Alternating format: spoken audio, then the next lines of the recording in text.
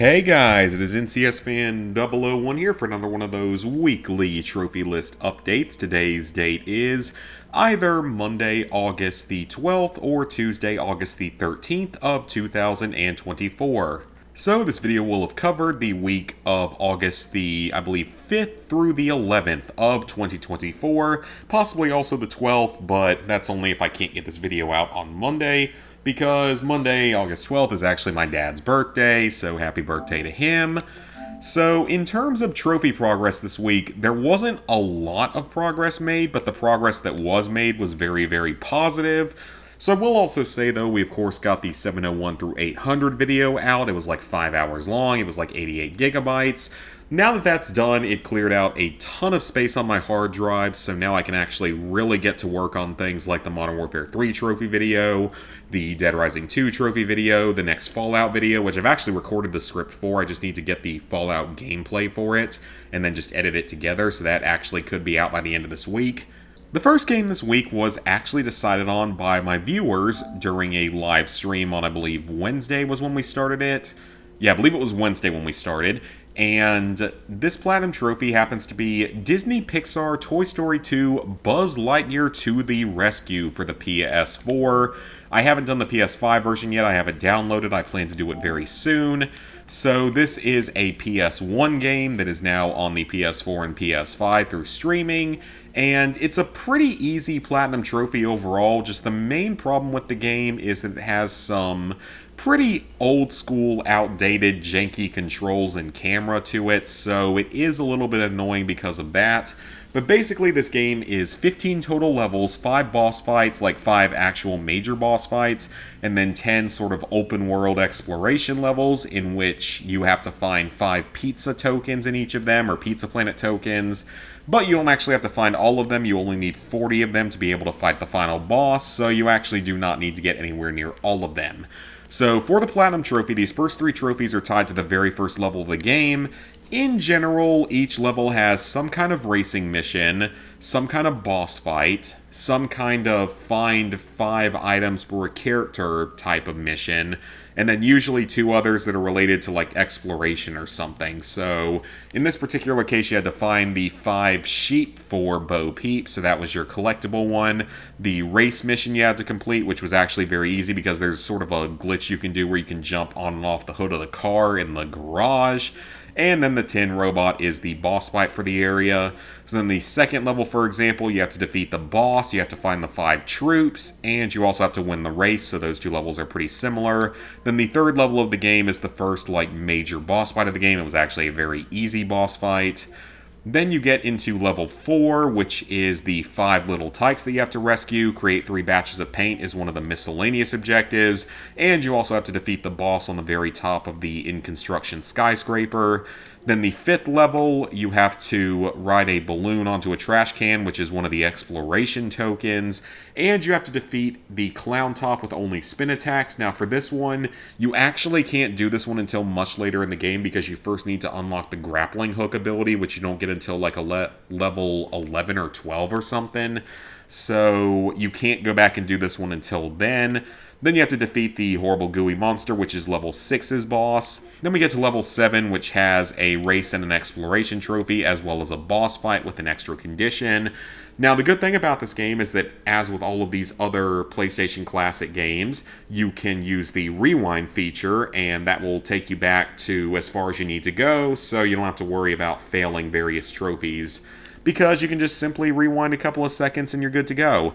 It's a fantastic feature. It makes life so much easier. It makes this game significantly easier because the controls, the camera, and the platforming aspects have not aged particularly well, given this game is almost as old as I am.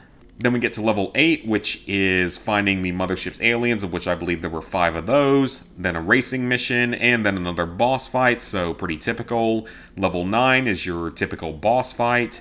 Level 10, you have an exploration-based and a sort of racing-type mission, as well as a boss fight.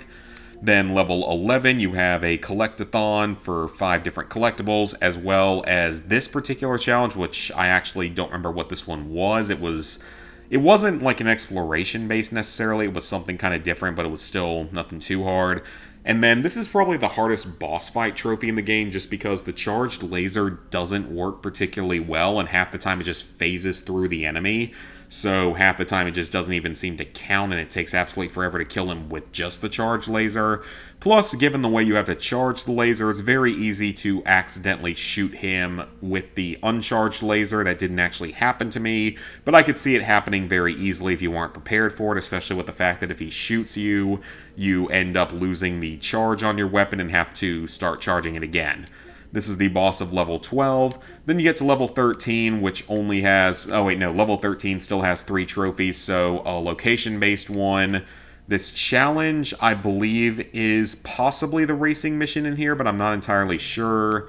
And then there was also... I remember now, there was also one mission in basically every level where you have to collect 50 coins and bring them to the piggy bank, and that'll get you one of your Pizza Planet tokens. Then you have to defeat the boss of level 13. Then we get to level 14, where you just have to simply solve the puzzle to make the helicopter land, which is pretty easy, followed by the blacksmith boss.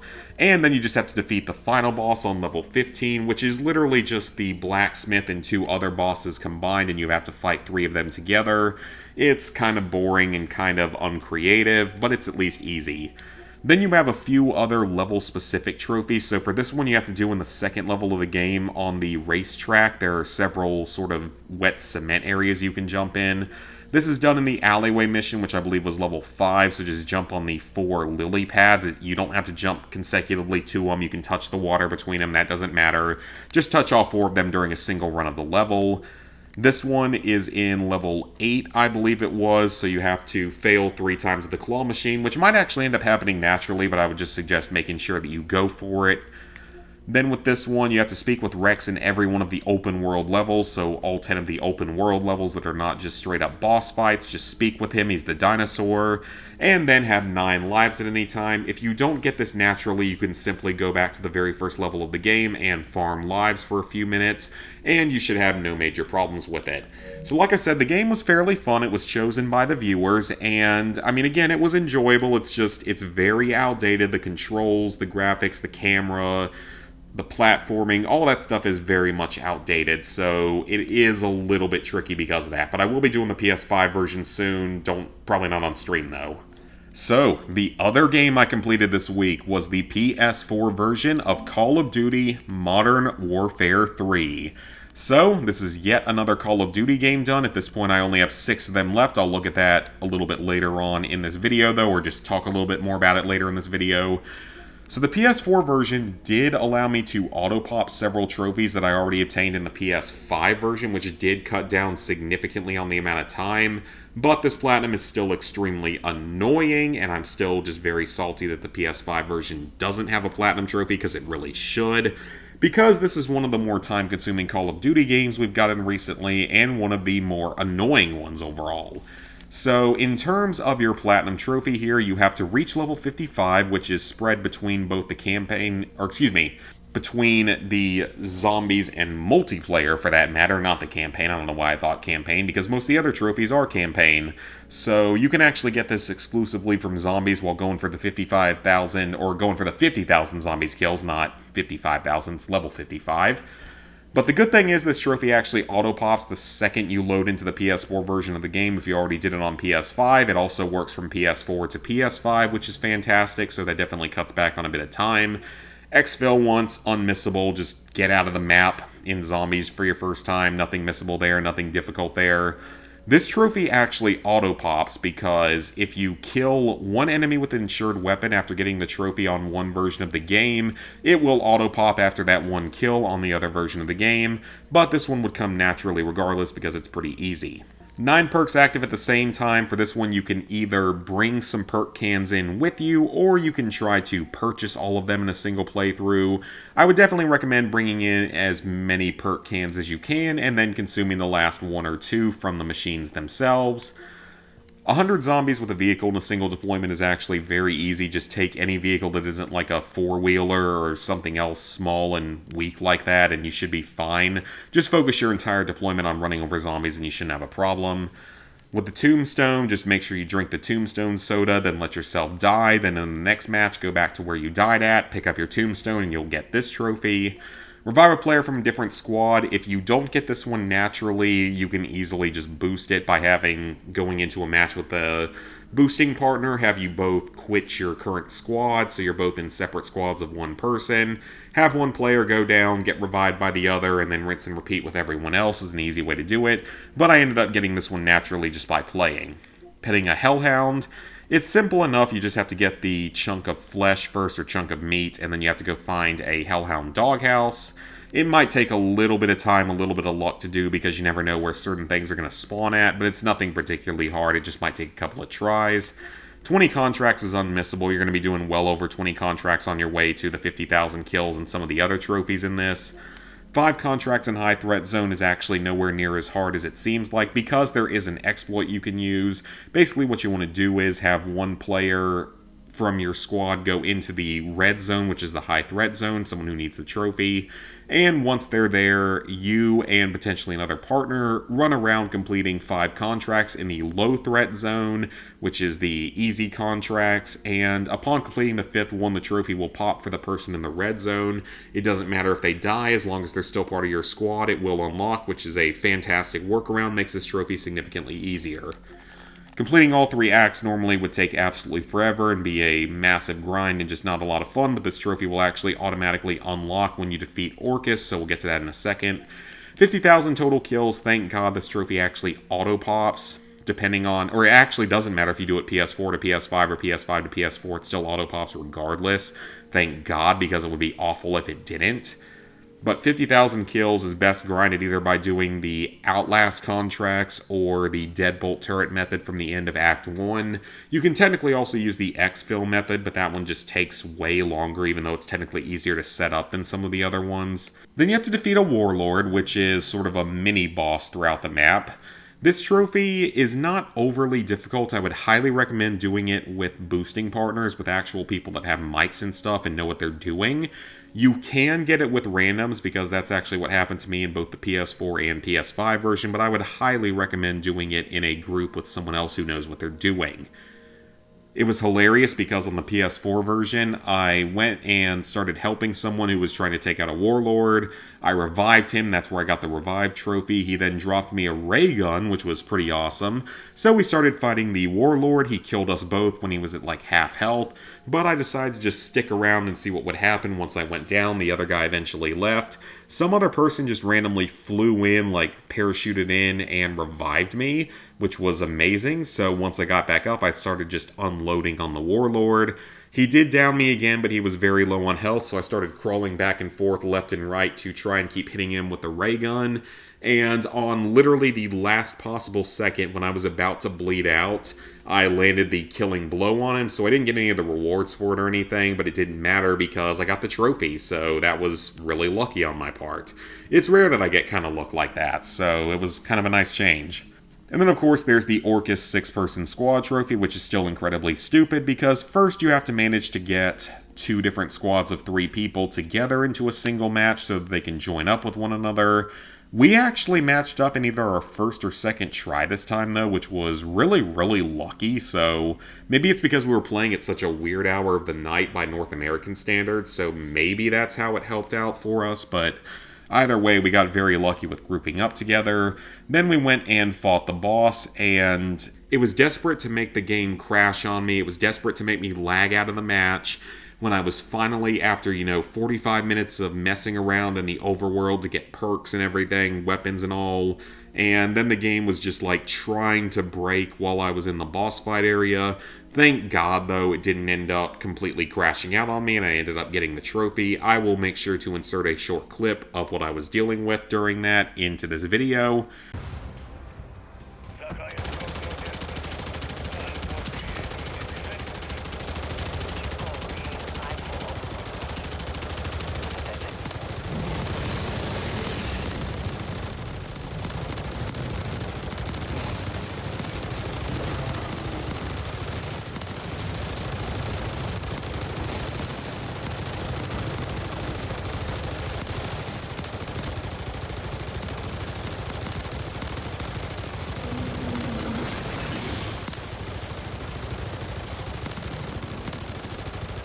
But thank God this trophy is done and I never have to play Modern Warfare Zombies again.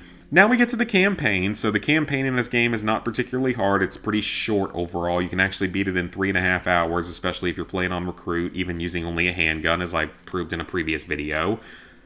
So, using all of the armaments and the weapons and field upgrades and such, the open combat missions are basically exactly what they sound like. You can actually run around and sort of tackle objectives whatever way you want to. And you get to customize your loadout and pick up weapons and other equipment along the way. There are 12 total armaments. They are basically your kill streaks. You can't find all of them in every mission, so this will take you throughout most of the missions to be able to do. But you'll also get this trophy along the way. Customizing your loadout is an unmissable story-related trophy now. And then collecting all of the items, there's over 100 total, so you're going to need to follow a guide for some of these because some of them are really, really well hidden or just very much off the beaten path, so you're definitely going to want to follow a guide. You have to drive a vehicle with a sentry gun on the back and have it kill 5 enemies. This one I thought you had to do by hacking the sentry gun on the back of the vehicle. What you can actually do is place a sentry gun of your own onto a vehicle and then drive it around. That actually also unlocks this. 60 enemies with the spotter scope is very, very easy. If you don't get this one naturally, just go to Gora Dam and just tag like the first 20 or so enemies, then reload your checkpoint and repeat until it unlocks. This one, there are 2 plate carrier upgrades per mission for a total of 12. You're going to need to follow a guide for this potentially because a few of them are in pretty difficult to find places. The shock stick for a sentry gun, this one's pretty easy. Just make sure you have a shock stick equipped and then just use it on any enemy sentry gun. There's several missions where you can do this. Reactor's a good place to do it. This is still the most annoying campaign trophy in this game because it's entirely luck-based. There's no guarantee that the mortars will hit the helicopter. Over their 4 barrages, there's no guarantee the helicopter will stay somewhat in place.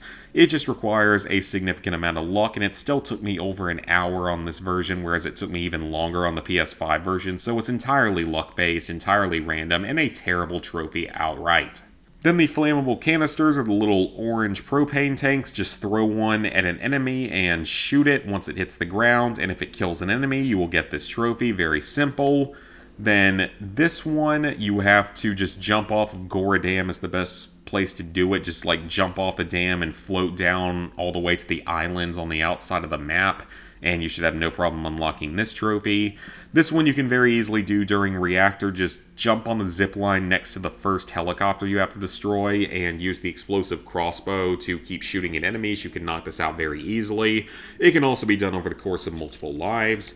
Complete the campaign on Veteran. Veteran in this game is not particularly hard. It's definitely easier than Modern Warfare 2 2022. There's only a handful of trickier sections that you might have to worry about. Flashpoint's one of the more annoying missions in the game, just because there's so many civilians in that last part of the mission where you don't really have armor or anything and you're escorting Makarov to the end.